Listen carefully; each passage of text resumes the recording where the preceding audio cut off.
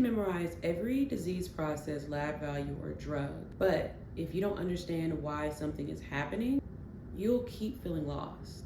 Hey y'all, it's Deborah, aka Debo here, and today I am breaking down the mindset shift that helped me change the way I study in nursing school and is kind of the way I think as a nurse today. So we're gonna talk about why most nursing students get stuck, my personal aha moment, and how you can practice building your own clinical judgment.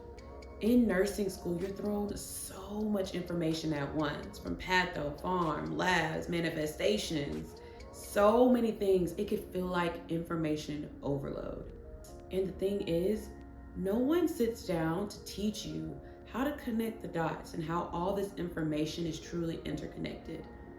So as nursing students, we tend to memorize lists, hoping that what we studied matches the questions on the exam.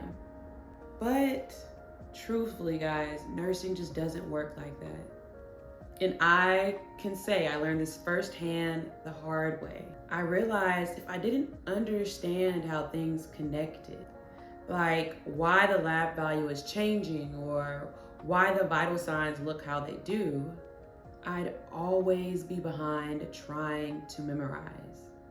Yes, I may know all of these symptoms and I may know all these meds for this disease process, but I couldn't understand why on assessment the patient may exhibiting these manifestations. And if I don't understand the why, most importantly, I'll always be chasing the information instead of truly understanding it and being able to apply it. And this began my shift. And that was the beginning of my shift from memorization to reasoning. Understanding the reasoning, the why behind everything. And it's way easier than trying to memorize, trust me. Like I said, I learned the hard way. If you don't know my story of how I failed my first semester of nursing school, definitely go check that out. But yes, I realized I needed to shift from memorization to reasoning. Thinking like a nurse is truly just connecting cause to effect or body to symptom to nursing action. This is how I practice clinical reasoning. Step one, you're gonna start with pathophysiology. What is going wrong in the body? And truly, I would even take it a step further back. Refresh on your A&P, your anatomy and physiology. All it takes is a quick review. To get into nursing school, you gotta take A&P anyways. When you're getting to learning these disease processes, take 5 seconds to review that anatomy and physiology, most importantly, that physiology. And then also, once you're learning these disease processes, make sure you know the pathophysiology, know why the disease is behaving as it is, know why the body is affected as it is, as I should say. Know why the body is being affected as it is, and if you know the physiology, you'll know how the body is supposed to act and respond. And it doesn't take that long. I'm not saying go open the book and read every single thing regarding A&P and patho. All I'm saying is do a quick refresh on that patho and that physiology, okay? That's it. Step one, get the foundation. So review your pathophysiology and your A&P. Because if you know how the body works normally, it'll be easier to spot when the body is, I don't want to say under attack, but when it is not working as it should, or when a disease process is causing a certain effect on the body. When you have those basic foundations, it's easier to build off of, and it's easier to kind of lead your mind down a certain route once you have those basic foundations established. So knowing how the body works under normal conditions and knowing how the disease process works is first and foremost.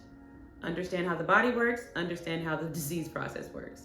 That's it. That takes maybe 10 minutes of review before getting to the nitty-gritty regarding a certain disease process. So once you get that basic foundation of the physiology and the pathophysiology, next you can move on to asking, what changes will I see in the body? What are the manifestations that are going to be reflected due to this pathophysiology? Will be your next step of action, will be your next question.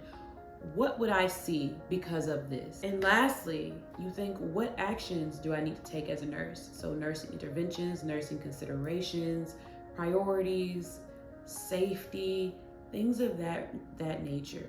And that is just how you think like a nurse. And if thinking like a nurse is something that you are still struggling with as a nursing student, as a nursing newbie, you can join our Nursing Newbie Academy, where we have practice quizzes, we have case studies, and we have patient scenarios that are like virtual hospital patients, where you enter the chart and you are presented with a virtual chart of patient's information with follow-up questions that question and evaluate your understanding of what you have looked through. So looking through providers' orders, providers' notes, nursing notes, diagnostics, labs, vital signs, home medications, patient medical history. You are literally giving an entire patient's chart, and you're giving 3 timestamps that take you through the scenario, and the patient either ends up in the ICU or discharges home, depending on the case.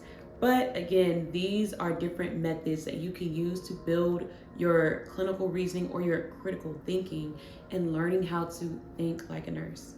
But I love you guys. I hope you guys have an amazing day or night, whatever time you're watching this, and I'll see you guys next time.